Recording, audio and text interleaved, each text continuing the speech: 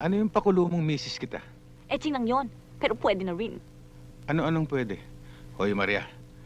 Solong lakad ko ito. Baka mabulilyaso pa ako. Ay, nako.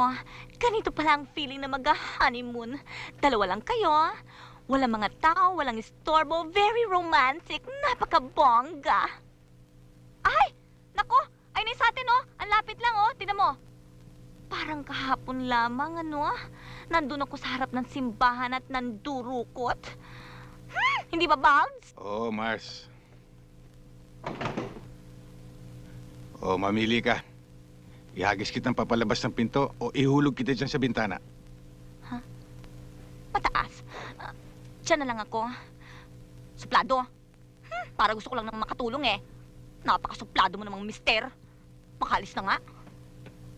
Imagine, wala pa tayong 10 minutes na nagsasama eh. Divorce na tayo kagad. Antipati